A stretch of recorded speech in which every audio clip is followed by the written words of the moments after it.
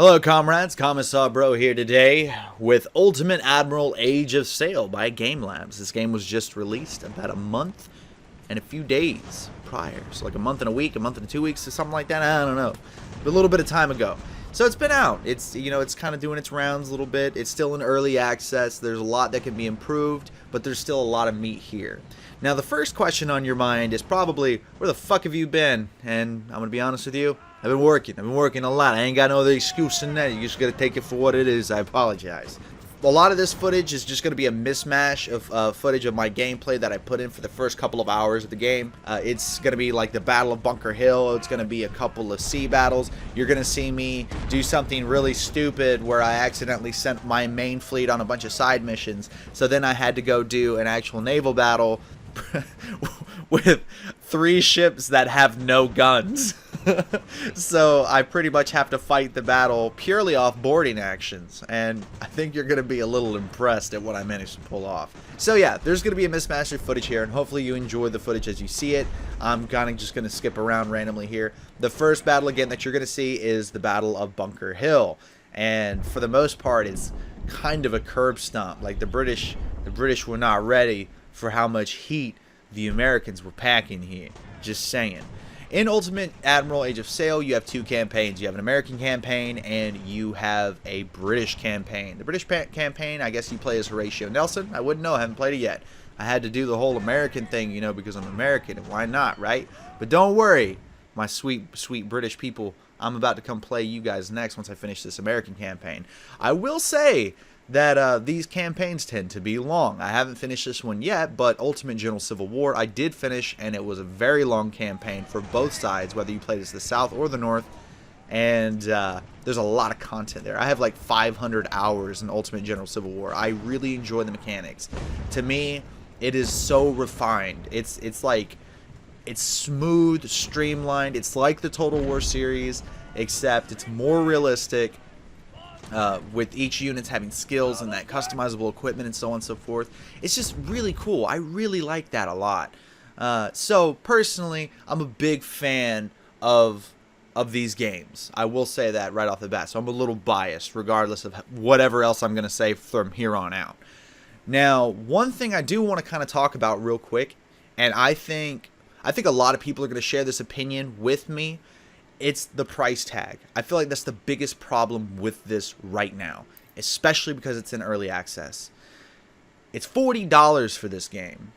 Now, you're gonna get your money's worth, for sure. I believe that 100%.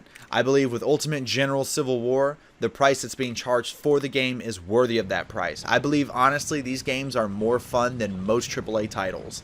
I will just say that. Already, I'm having more fun with Ultimate Admiral Age of Sail than, say, Empire Total War. That may not be an opinion people agree with, but I think once you play it and you understand the mechanics and how this all works, I think you're going to agree with me. This is really good stuff, and they've done a wonderful job making these games. However, I do not think this game should be $40. And the reason why I think it should not be $40 is because it's basically because I feel like they're shooting themselves in the foot. I feel like by charging $40, they're not opening up the market for other more mainstream players to come in. Now, depending on who you talk to, some people think bringing in 2 mainstream players is a bad thing for the overall health of the game and the series, which sometimes that is indeed the case. But let's be real, it's not like Ultimate Admiral is going to become the next Madden or the next Call of Duty. That's not going to happen. However, I do believe bringing in more people who play the game brings in more revenue for the studio, and as such does help them kind of create more content that we want to see. I currently believe, not necessarily saying I know anything about the actual sales of the game, but I have to say, honestly, I feel like it's probably not that much. You can generally get a rough idea about how well a game is doing, financially speaking, based on the reviews. And I mean, there's only 243 reviews on the store page. Again, I could be overassuming and overstepping my boundaries.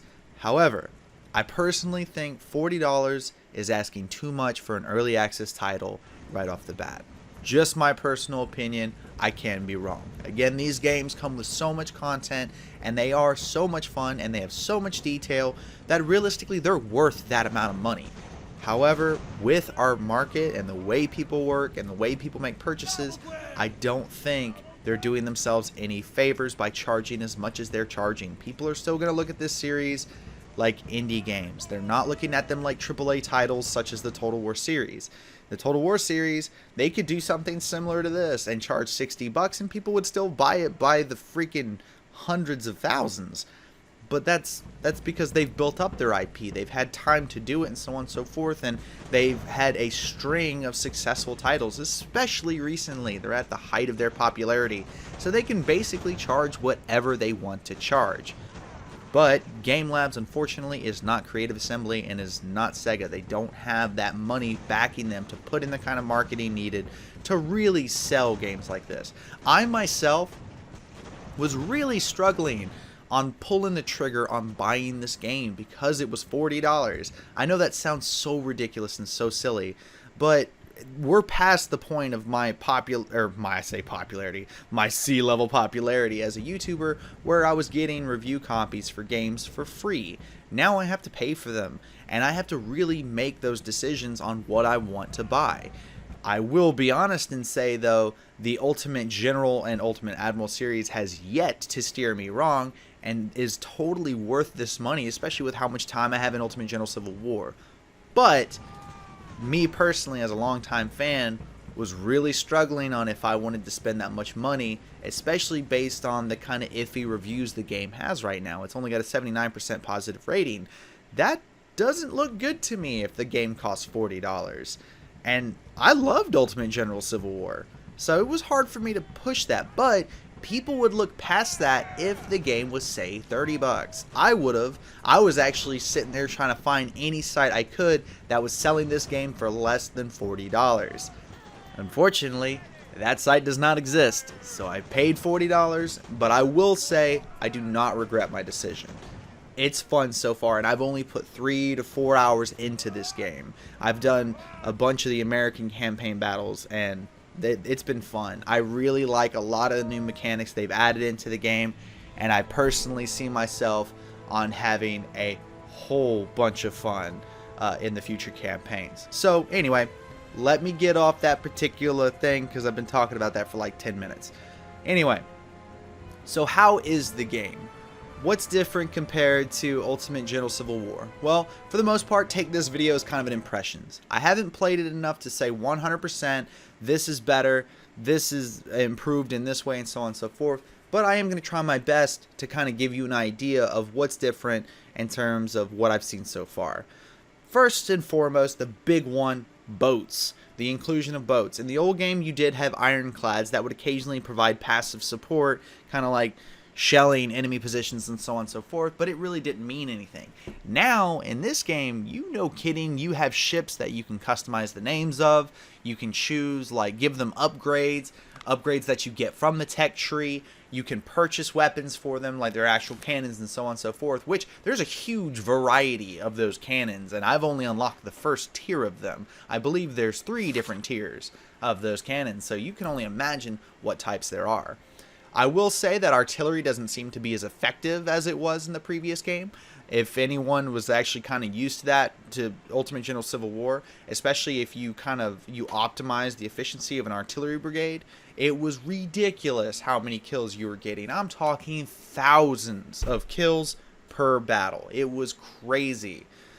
So far, I do not see that type of stuff. Everything seems to be less accurate, which entirely makes sense. I mean, it's a 100-year difference between the Civil War and this one. So it makes sense that muskets aren't going to be as accurate, or cannons aren't going to be as accurate, or the technology meant for killing people is not quite as good. Now, forgive me if some of my knowledge is bad, but I believe, like, at this point in time, actual exploding shells and whatnot weren't as prominent. You didn't have, like, the mini ball, or you didn't really have rifles per se. It was all muskets and so on. So again, feel free to correct me on that, because I am definitely not an expert on this particular realm of history. However, I will say that the gameplay as it is really fun. You have side quests that you can do now. You can basically send portions of your fleet, and it pretty much auto-resolves, and you get rewards and benefits from it. You have several resources now with reputation and money, just like before. However, this time reputation is pretty much just automatically accrued the more battles you win, and then you use it to purchase ships. Or basically, if you want to keep a ship, if you captured a ship in the previous fight, you want to keep it, you pay some of your reputation to get it, or you can sell that ship that you captured for reputation.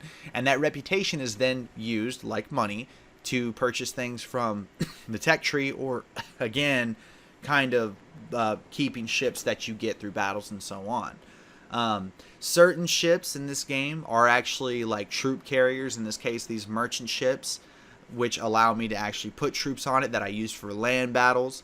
You have different troop types now. You've actually got Fusiliers, apologies if I pronounced that wrong, militia, and then there's I think it's dragoons, I believe is the other one. So you have essentially, or grenadiers, it's grenadiers, I believe. I haven't actually seen any cavalry yet in the game, so I'm not 100% sure if there is cavalry.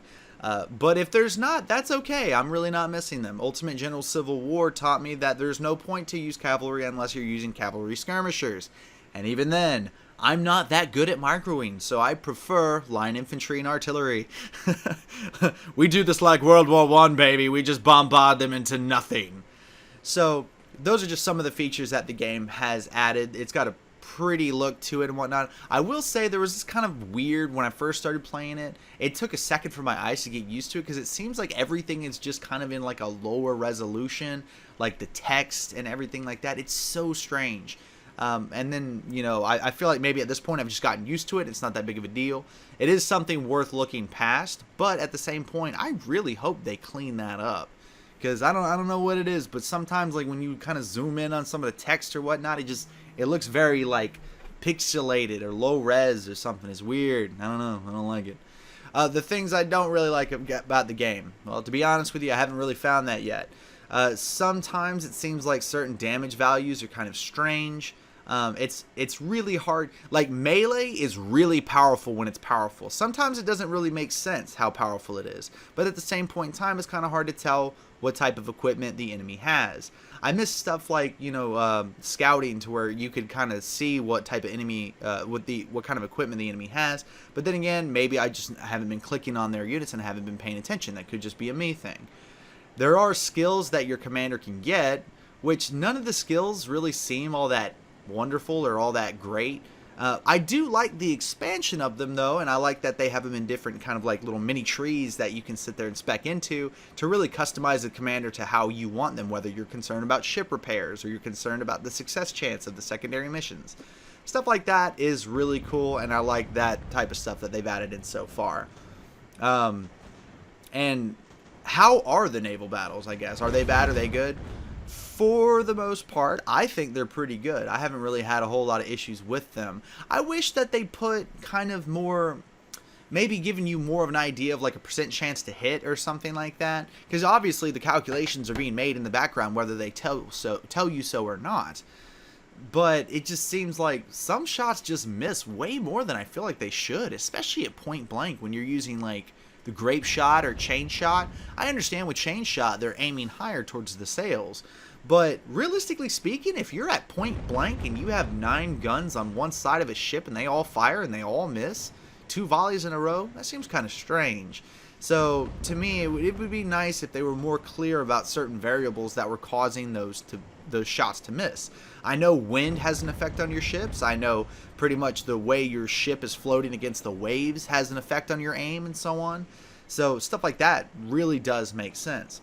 I will say, however, it's goofy how powerful boarding actions are in this game.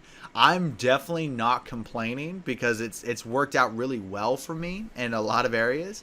But at the same point in time, it just seems like one of those features that it goes too fast. The boarding actions seem to go really quickly compared to how slow the gunplay is. So if you want to sit there and have a long drawn out battle where your ship gets hurt a lot and you have to end up paying it to repair it later, or just charging in with troops and just taking over the enemy ship, I think it's kind of a gimme of which one you should do, honestly.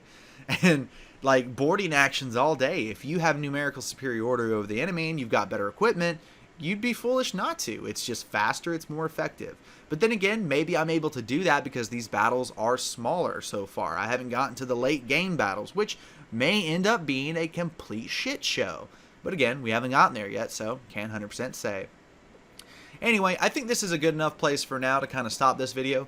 I do plan on talking more about the Ultimate Admiral Age of Sail series, especially as I get further in it. For the most part, you should take this whole video as just an early impressions of the game itself, what I'm kind of feeling and what's on my mind, and more so I'm just rambling about it. But for the most part, the experience is incredibly positive. I'm having a lot of fun, and you really feel immersed as a commander of actual Navy in this case. And I really can't wait to see more content, and I hope more battles are going to get added in. Supposedly, I think I read on the page there that the American campaign has 40 battles in it, which I hope so. But if so, I'm chugging through them real quick. But it's a great ride thus far. Anyway, this has been Commissar Bro. Thanks so much for watching, guys. I hope you all have a wonderful day. Stay safe during quarantine, and please, please, please don't go outside. I know everybody else has been telling you. If you can avoid it, because the faster this all goes away, the faster we can all get back to doing what we used to do. Because I'll tell you right now, I am most surely missing work. Anyway, this has been CB. Y'all have a great day.